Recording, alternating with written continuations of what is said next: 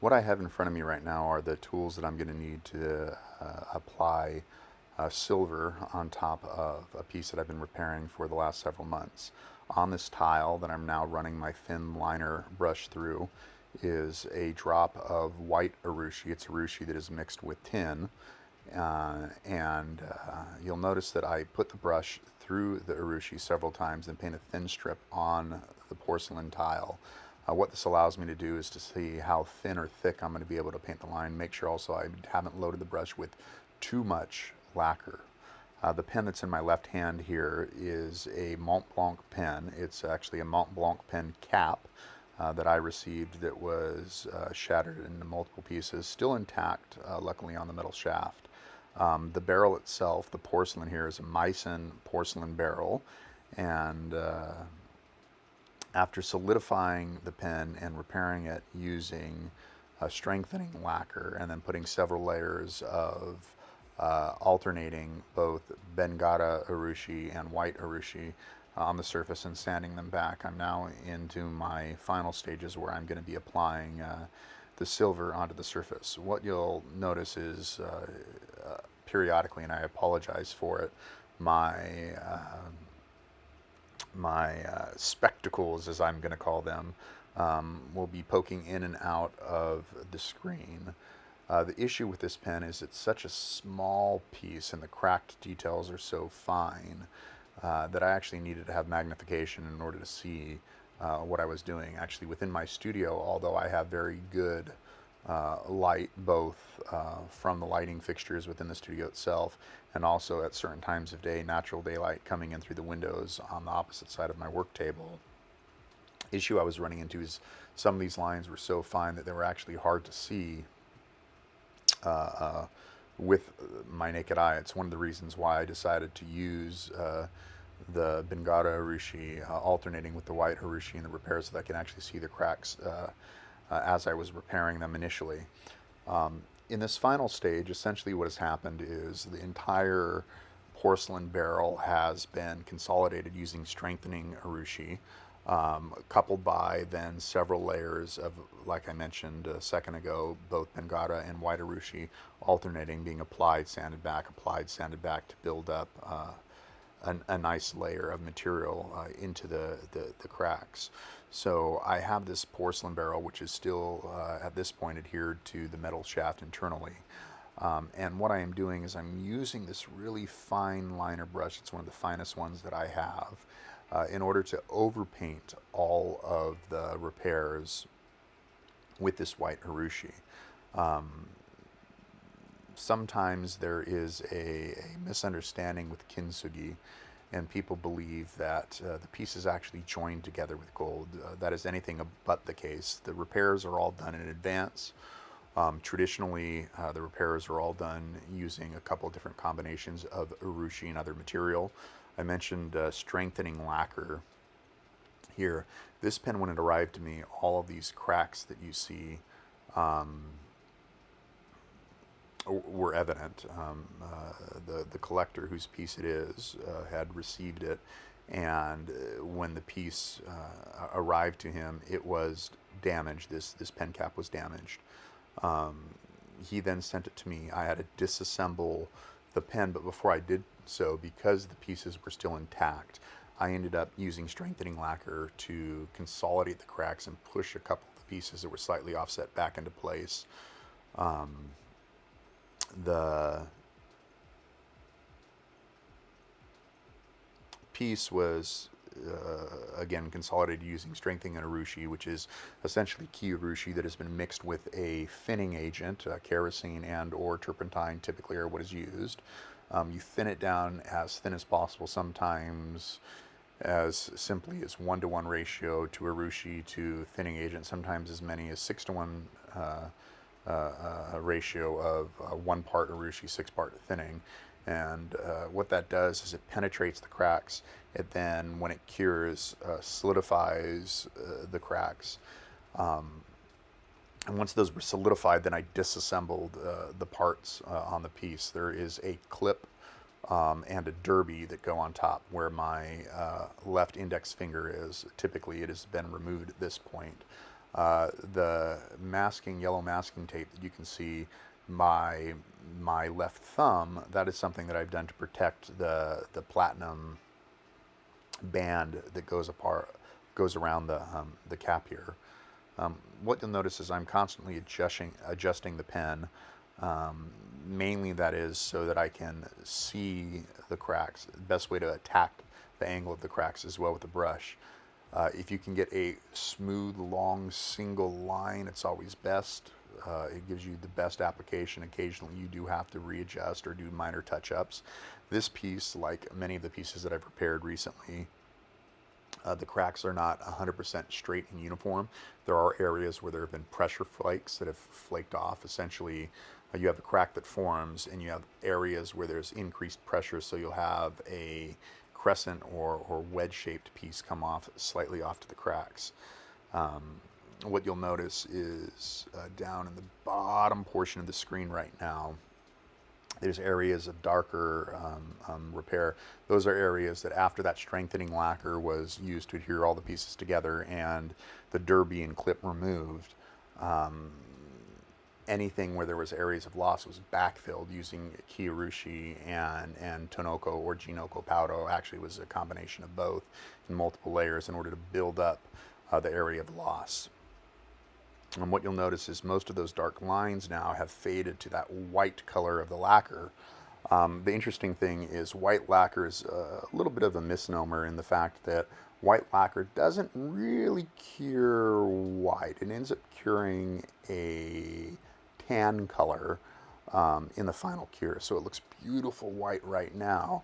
After it has time to start curing, it will turn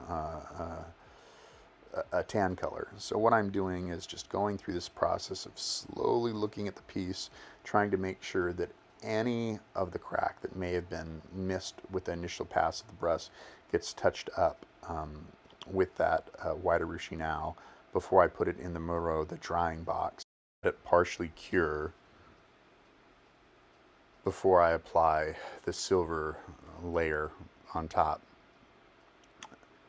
I'm not going to spend a whole lot of time keeping the video playing. I'll skip ahead.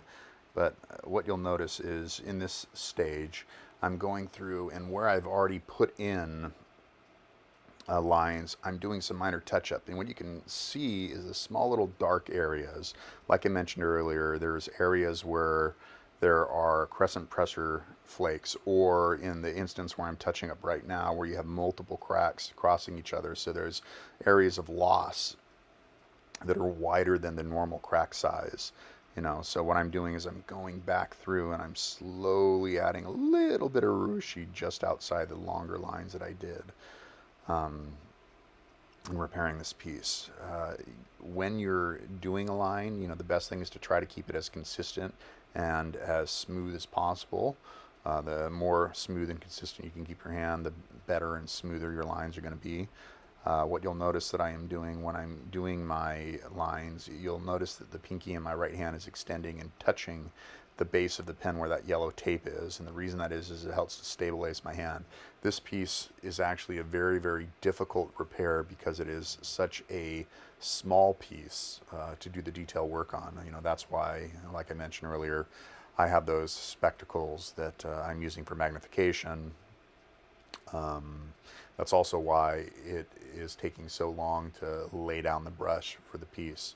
In most Kintsugi repairs, when you're dealing with a line, you're dealing with a line on a relatively flat surface. Even if it is something like a bowl, you have a 3 to 4 inch area where that curve is happening, or in some instances, on the small side, a 1 to 2 inch area where a curve is happening. On this pen, the whole pen's width is less than ½ an inch, so every line that you're drawing, if you're going perpendicular to the length of the barrel, is on a curve. And when you're drawing on a curve like that, it's very hard to get a good, smooth line. Like I said early on, what I'm doing is anytime I load my brush with urushi, and then I immediately wipe off as much of it as I can back on that white tile to ensure that I'm going to get the thinnest line possible for this repair. The client in this repair was particular about wanting to have relatively thin lines, if at all possible. And, you know, I'm doing my best in this repair in order to do that. Um, Once you're done with your lines, you go and you look through, and if you notice any area where there's an extended dark outside of the repair that you've, the brush stroke that you've currently done, you want to go and touch that up a little bit. You can always touch it up after the fact, but it's always best to try to get your lines painted to the best of your ability. In this pen repair, I actually ended up doing the repair or the silver layer in two phases. One side so that I have an area to set it and rest it on while the urushi cures, apply the silver, let it cure for about 7 days, and then the second side to do the same exact thing just to ensure that I can get the best quality of work for the client. Here it's a long smooth line that's transitioning from that long curved line at the top all the way down to the base where that platinum uh, that platinum band is around the base of the piece.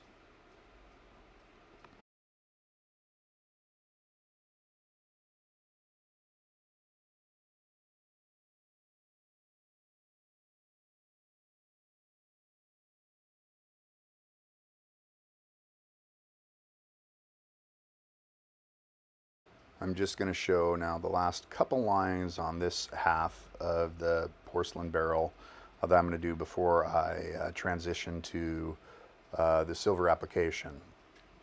So like I mentioned, once you have your urushi painted on the surface, whether it's Bengara urushi, whether it's Kuro black urushi, whether it's white urushi, you need to let the urushi cure partially before you apply your powders, whether they be gold or silver. Here, it's going to be silver that is applied. Um, Typically, what you do is you paint your urushi on the surface. In order to get it to cure properly, you want to put it in a muro. You want something that is at 70% relative humidity, 70% Fahrenheit are ideal. You'll put it in that box and you'll let it sit anywhere between 15 minutes to half an hour. I personally typically let the urushi cure for about 20 minutes. I set a timer, do other things like clean up any urushi that I have on my surfaces before I apply the silver and gold powder. But with this white urushi, it's really nice because the cure, when it cures and gets to the appropriate phase, it turns a tan color. Um, Now, what ends up happening if I were to paint these lines and then immediately sprinkle the dust on the surface is twofold. One, a lot of that dust is going to be lost because it's going to sink into the urushi surface. It's not going to be noticeable, and you're basically wasting precious metal. If you wait too long, the urushi is not going to have enough tack to it for that metal powder to adhere.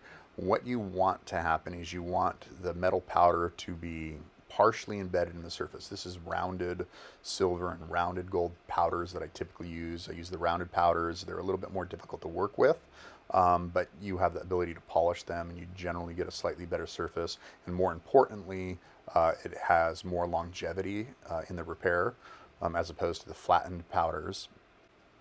So the pen has been put in the muro and cured for 20 minutes, and what you'll notice immediately when it goes into the frame is the fact that the lines that I had just painted are a tan color as opposed to the white color urushi that I had applied. It's that curing gives me a really good idea that I'm at the right stage of powder application.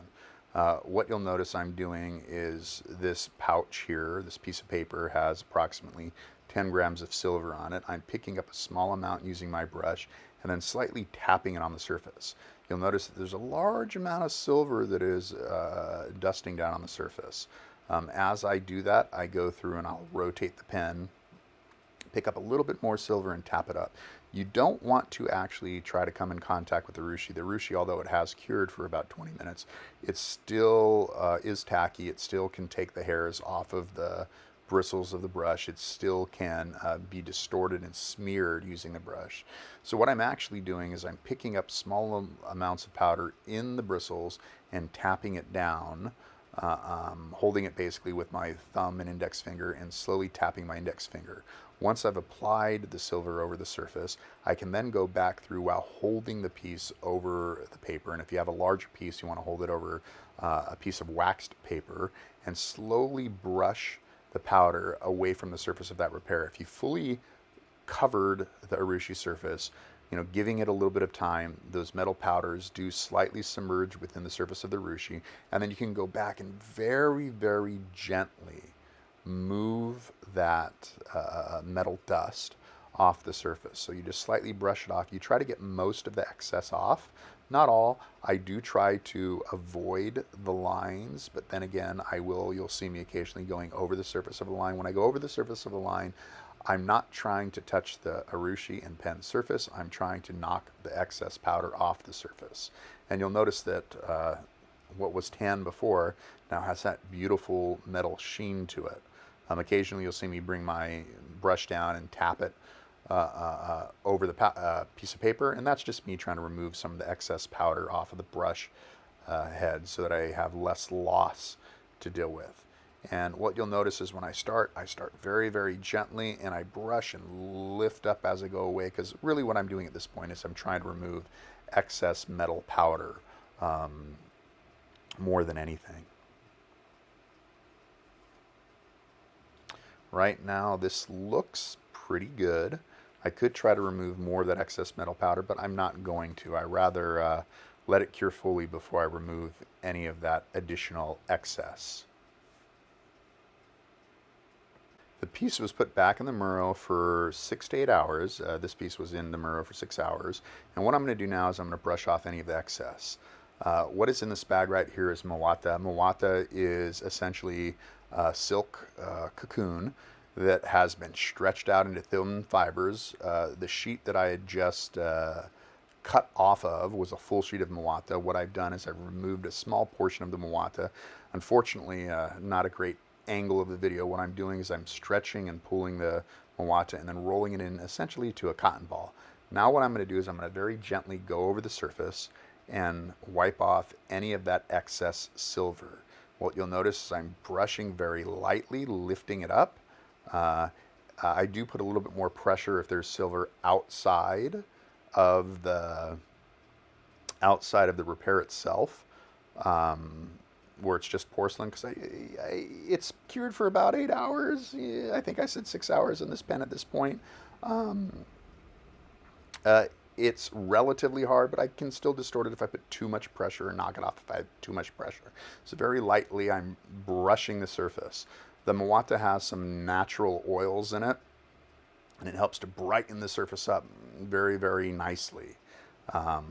You can see that there's some areas on the back side there that I had not touched up with the urushi yet. Those will be done in a later step, but the half that I did earlier in that brushwork using the white, you can see the quality of the silver when it does get into the light and has the shine noticeable to it. Once that is done, you're, for all intents and purposes, with silver done. With gold and sometimes with silver, you can use an agate burnishing tool to burnish the surface. And now for the piece after it's been put back together with its derby and clip back on. I hope you enjoyed. Thank you for watching this video.